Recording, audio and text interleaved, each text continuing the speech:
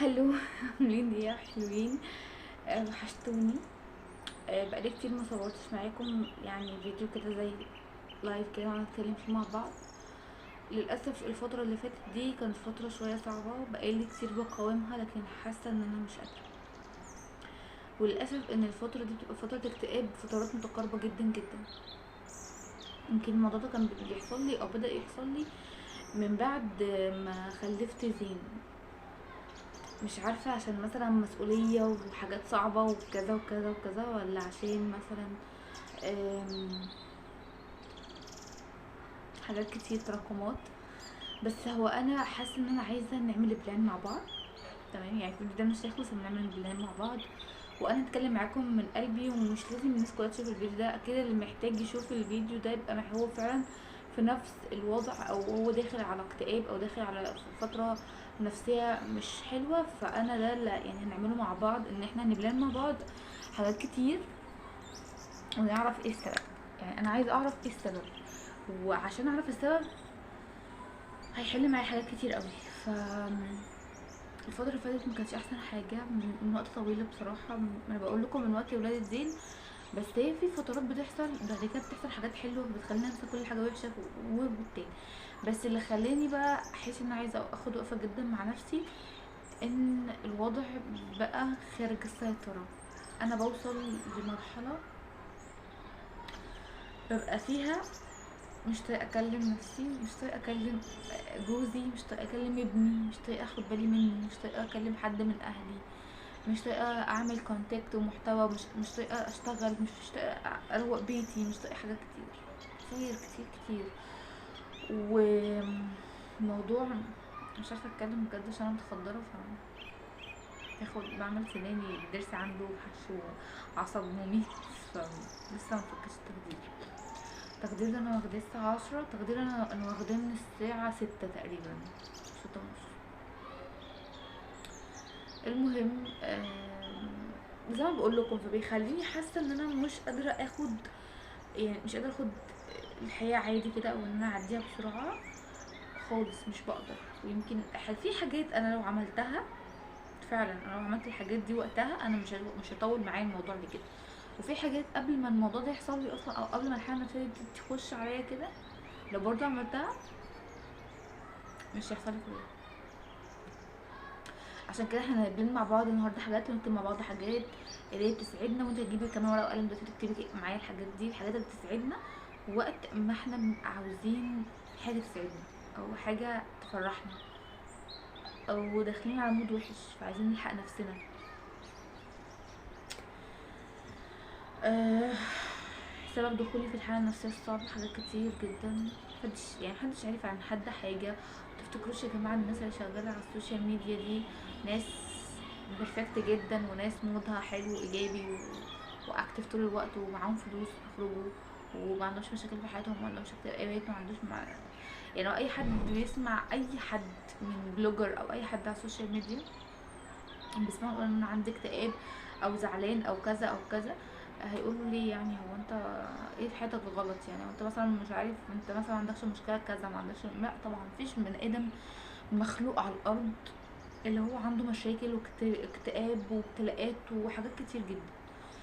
فانا من الناس اللي بعد ما مرت بظروف صعبه جدا جدا قبل جوازي، بعد جوازي بقيت حاسه ان انا هشه بجد. حاسه ان انا هشه قوي، حاسه ان انا مبقتش قادره استحمل، مش بستحمل حاجات كتير. يعني كنت اول مثلا الحاجات دي مثلا كانت عدت عليا، لا كنت بستحملها، بستحمل عادي، يعني الحاجات كنت بستحمل، فاهمين؟ فانا حاسه ان دي كلها تراكمات من سنين فاتت، وبترجع تاني بقى على شكل اشكال حاجات تانية. اوكي. أم... بصوا بقى، الحاجات اللي ممكن اعملها علشان، وانا بتكلم عن نفسي لكن انا مش عارفه انتوا ممكن تعملوها ولا لا، ممكن يعني ممكن تبقى انتوا زيي ولا لا، فاكتبوا لي في الكومنتات. الحاجات اللي ممكن اعملها في الوقت ده اللي هو قبل ما بحس ان انا داخله على اكتئاب. اي حد فينا بيبقى حاسس بوقت الزعل، يعني مفيش حد فينا بيزعل مره واحده. انا هوائيه جدا، يعني انا ممكن حاجه، في حاجه مثلا ترفع لي مودي جدا، تخلي لي يعني يعني بيرفكت جدا، وعندي اكتف كتير كده، وحاسه ان انا بص طايره، وعندي سقف طموحاتي واصل للسما. وفي كلمه او في موقف ممكن ينزلني الارض، يخليني انا والارض حته واحده. فانا انا هوائيه جدا. دي الحاجه التانية، انا مش عايزه يعني ايه، انا كنت هوائيه من بدري، يعني مش هوائيه من بعد الجواز بس، لا انا شخصيتي كده من بدري. بس دلوقتي الموضوع بقى بيختلف، ان في طفل لازم اقوم اشطفه واغير له واكله واشربه واخد بالي منه والعب معاه واديله اديله اكتيفيتي جديده وحاجات. بصوا موضوع معقد شويه. فقبل كده مثلا لما كنت باكتئب كنت بخش انام، كنت بصحى من فل شمعة منورة. لكن دلوقتي اكتئب مش بعرف اخش انام طبعا. فبعمل ايه بقى؟ بقعد اضغط على نفسي واعصر في نفسي واقول لا انتي تبقي كويسه، لا انتي ابنك، انتي كذا، انتي شغلك، كل هطلعك من المود، مفيش حاجه بقى هتطلعك من المود، مفيش حاجه اسمها بقى هتطلعك من زعق وانتي زعلانه اشتغلي، وانتي تعبانه اشتغلي، وانتي مش لاقي شغل اشتغلي، وانتي كذا اشتغلي، زي ما محمد صبحي دايما بيقول معاه جدا. بس في اوقات انتي محتاجه ريلاكسيشن. تفصلي عن الدنيا كلها، تفصلي حرفيا. بس فنفسي افصل بقى، مش بعرف افصل يعني خلاص. طالما انت بقيتي استحاله تفصلي كليا، حتى لو سايبه ابني مع حماتي، لو سايبه ابني مع جوزي، سايبه ابني في حال، مش عارفه افصل كليا. ببقى حاسه برضه انا عايزه ارجع له بسرعه، مش عايزه اتاخر عليه، مش عارف ايه يعني. سواء مثلا رايحه مشوار او رايحه اخرج، او نفسي اخرج لوحدي.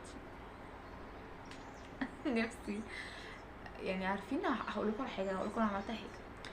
المهم بص بقى، البلان بتاعنا دلوقتي احنا نجيب ورقه وقلم عشان كتير رغيب، عشان حاسه ان انا خليكم تكتئبوا معايا، مش عايزاكم تكتئبوا خالص. انا عايزاكم اللي يتفرج على الفيديو ده هو عارف ان هو داخل على الحاله النفسيه، وان هو تعبان، وان هو زعلان، وان هو كل حاجه. انا عارفه يعني محدش كويس يتفرج على، اكيد محدش في حاله كويسه يتفرج على الفيديو ده. المهم انا الحقيقه يا جماعه لسه في اواخر وضعي، يعني لسه في اواخر حاله الاكتئاب، لسه في اواخرها، ما خلصتش منها خالص. المهم دلوقتي هنجيب ورقه وقلم. بس انا هجيب ورقه وقلم. جبت البلنر الاسبوعيه بتاعتي، معرفش ليه رغم ان هي يعني ما فيهاش مكان او اوكي. في اسبوع نصه فاضي، هو ما كتبتش فيه حاجه. اكتبه دلوقتي. ايه بقى الحاجات اللي احنا هنكتبها؟ الحاجات اللي احنا هنكتبها حاجات انت بتبقى حاسه ان انت اول ما هتكتئبي، او اول ما تحسي ان انت مخنوقه وزهقانه وقرفانه من حياتك ومن الدنيا كلها اللي عايزه تعمليها، فدي هنكتبها. تمام. في حاجات تانية زي هواياتك اللي انت بتحبي دايما، حاسه مثلا في ناس بتحب ترسم، بتحب تلون، بتحب تخيط، بتحب تشخبط، بتحب تعمل رياضه، بتحب تنزل تشوف اي حاجه، بتحب تشتري، بتحب تعمل حاجات كتير. فبرضو هتكتبي الحاجات دي كده، يعني تكتبي مثلا، تعملي مثلا كده. هو انا عندي مثلا 5 ايام مثلا، اوكي، او 5 خانات. فهكتب مثلا في خانه مثلا مكونه من كذا بند، هكتب فيهم الحاجات اللي انا ببقى عايزه اشتريها وهنبسط لو اشتريتها. هكتب في الخانه اللي بعد كده اماكن عايزه اخرج فيها وهنبسط لو خرجت فيها ورحتها. هكتب بعد كده حاجات انا بحب اكلها او بحب اشربها او بحب اشتريها من الاكل والشرب. كتب، اكتيفيتي، هوايات، اي حاجه. فانا دلوقتي هقعد اكتب كل الحاجات دي، وهبدا بقى ان انا اعمل كده عصف ذهني في اضاءه كده شويه كويسه، وهبدا بقى ان انا اشوف انا عايزه اعمل ايه. يعني عايزه مثلا بقي على فكره بدا يفك، فكويس عشان بتكلم فبقي بدا يفك، مبسوطه اخيرا فك. صدقوني مش نهايه العالم، لان دايما اقول لنفسي خلاص، يعني انا وصلت لمرحله ان انا كنت بدعي على نفسي، ان انا انام مقومش، بدعي على نفسي ان انا يعني مش متقبله الحياه دي، مش عايزاها. بوصل لمرحله صعبه، فلازم لازم اخد اكشن هنا. ف يلا دلوقتي هتعملوا توقيف لهذا الفيديو، توقفوا الفيديو زي ما انا هوقفه دلوقتي، وهعمل عصف ذهني لدماغي، واكتب كل الحاجه اللي بتبسطني، اوكي، في اي وقت بقى، اي وقت، اي وقت إن كان الحاجه اللي بتبسطني، وهبدا ان انا اعمل لها بلان واكتبها، وبلان انا هكتبها وبعدين اعمل لها بلان ازاي ان انا يعني اليوم ده هعمل كذا، اليوم ده مش هستنى نفسي لما اخش في اكتئاب، فاهمين؟ ما تستنيش نفسك لما تخش في اكتئاب، لا اعمليها وخدي كل يوم حاجه. اوكي، ف يلا بينا نروح نكتب الحاجه وارجع لكم تاني.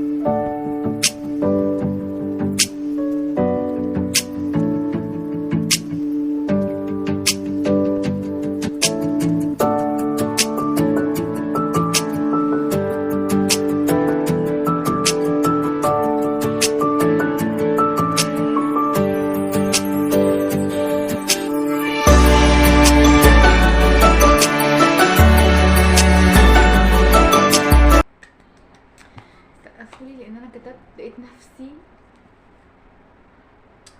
لقيت ان في حاجات كتير بتبسطني، شايفين؟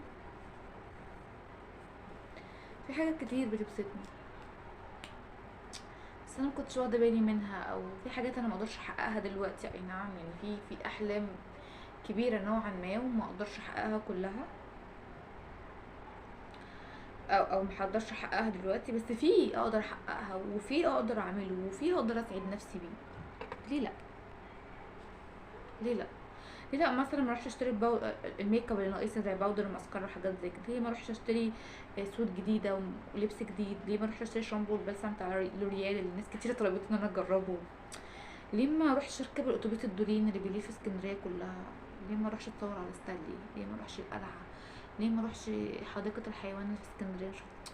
ليه ما اعملش؟ ليه ما ارسمش؟ ليه ما الونش؟ ليه ما اخدش كورسات واخد شهادات؟